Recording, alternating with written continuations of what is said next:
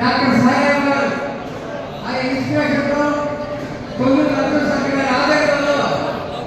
మేము 100 మంది దాకా